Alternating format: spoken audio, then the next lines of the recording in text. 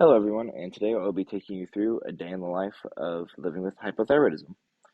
And so here I had just woken up, and I immediately take my levothyroxine, my 50 micrograms, which I believe this was taken back in April. Since then, my medication has been increased to 88 micrograms, just trying to find the sweet spot of what kind of dosage helps my symptoms go away with my hypothyroidism. So still trying to figure that out. And then I also take B12 for my energy levels because my energy levels with my hypothyroidism tend to be really low. And then also I take NAC, which is an amino acid that helps with brain fog because brain fog is another big symptom for me with my hypothyroidism. And then another big symptom is my appetite. So here I am making kind of a morning shake because sometimes when I eat way too much in the morning, like my stomach is just really upset. I'm never hungry in the morning, so I just have a quick shake that makes it pretty easy to get down. And then here I'm just trying to find some type of carbs and everything right before the gym. And then I think here after this I have some Rice Krispie treats. Yep, just trying to get some fast digesting carbs for the gym and everything.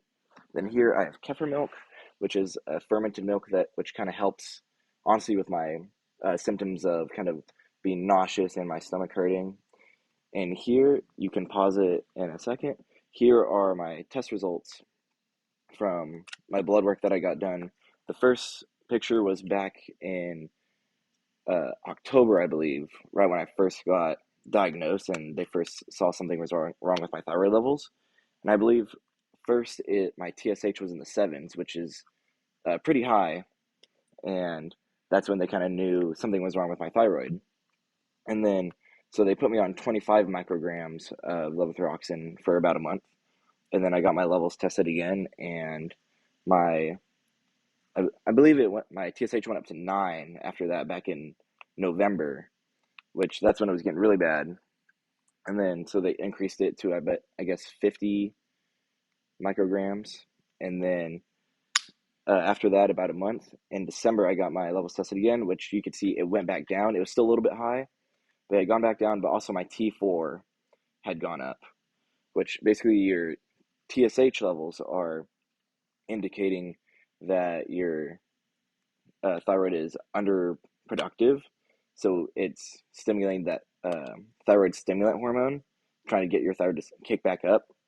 And so since it was super high, that means that my thyroid isn't producing enough on its own. So it's trying to stimulate more thyroid hormone.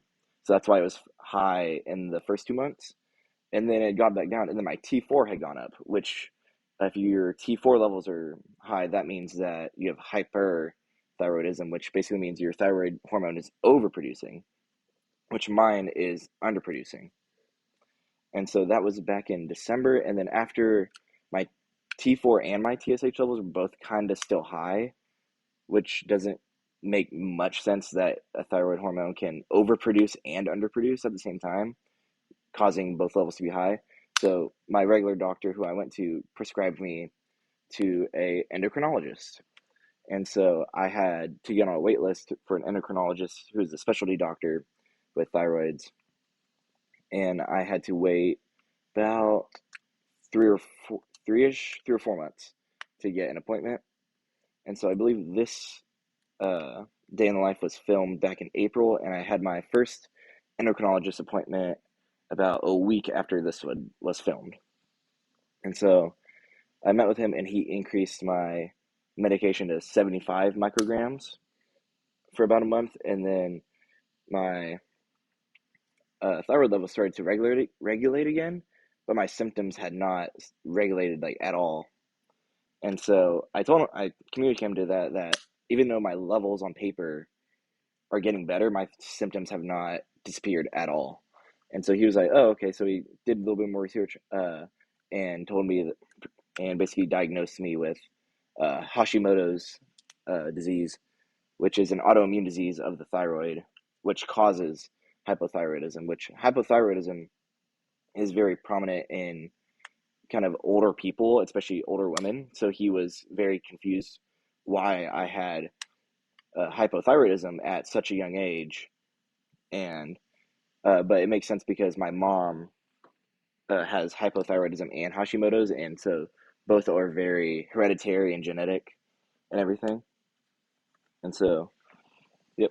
And now I will get back to the day in the life. So here, me, Spencer, and Weston are hitting the gym. Weston was hitting a push day. Me and Spencer were hitting quads.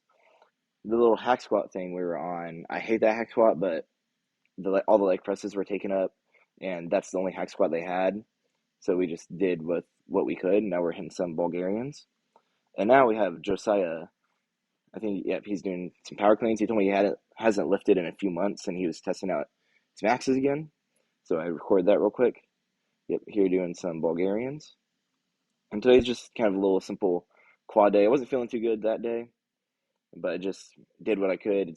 For me, it kind of helps when I work out with friends when my energy is low, because I feel like it helps me kind of get that extra push. Because if I was on my own and my energy levels weren't that good that day because of my thyroid, then I probably would be slacking a little bit. But here, Spencer and Weston are pushing me, and so we're all working hard, sweating. And so, yep, here's Spencer getting his quad action going. Then here in a second, I think Josiah goes for it. Yep, so Josiah's testing his deadlift max. So right before this, he told me he hadn't worked out in months, and he actually became vegan. So he was testing how his strength was, still looking pretty strong. Oh, yeah, I think he was going for a double. Yep. And then, so that's where I'm at with my thyroid right now. Right now, I am at 88 micrograms of levothyroxine, and symptoms are getting a little bit better, but still not all the way gone. So in the next coming weeks, he might increase my medication again, or we'll just see what else can work. But with hypothyroidism and Hashimoto's, it's kind of, with medications, there's no like just one right answer. So a lot of it is just kind of trial and error, trying to just see what dose of medication works for some people. I think my mom's medication is currently at 75 micrograms of levothyroxine, and that works for her. But me currently, I'm at 88 currently, and my symptoms still haven't gone away. So I've already kind of I've been taking more levothyroxine than her lately. And so here's one of my residents, Ben. I'm an RA at OU, and this was one of my residents who had recently just started powerlifting. And so I was getting, I think he did top set of 4 here. Yep, 2. And man is super strong for, had like just started, so 3. And then I think it was going for 1 more. Yep.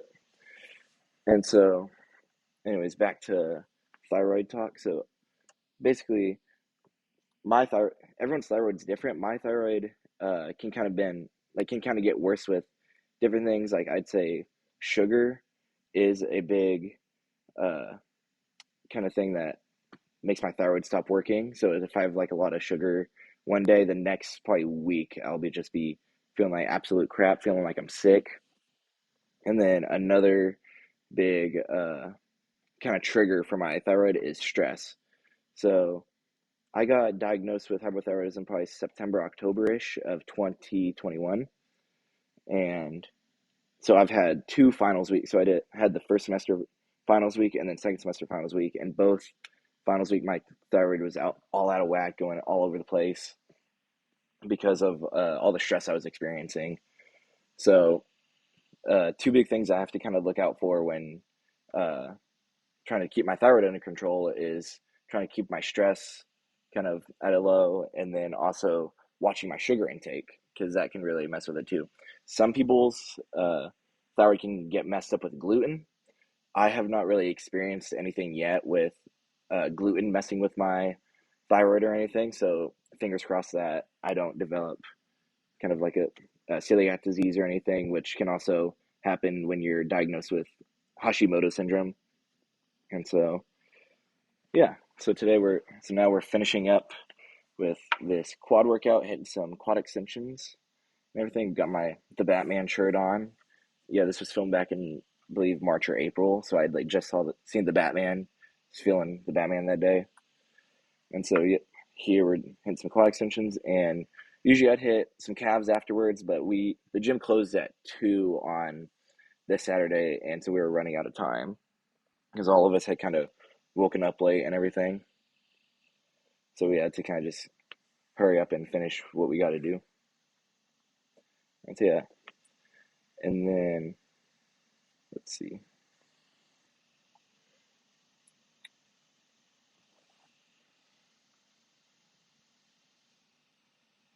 Yep. And then next, I take my multivitamins of the day. You can pause it in T. I take, I believe, a multivitamin.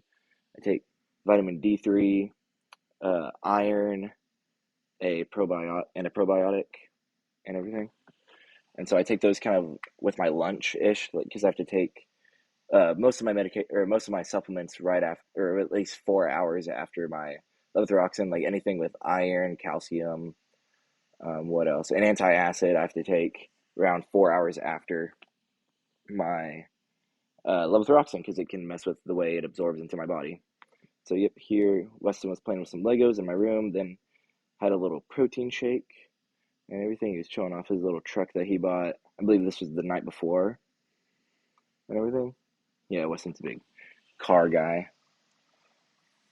And then, yep, so then Chase had come over and we were playing some Fortnite, just playing some video games.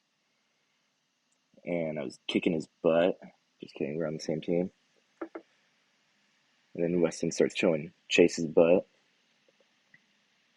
But yeah, so this was kind of a day in the life of living with hypothyroidism and Hashimoto's. And if y'all want to see more of what it's like to live in day in the life with all that stuff, then please like and comment. Thank you.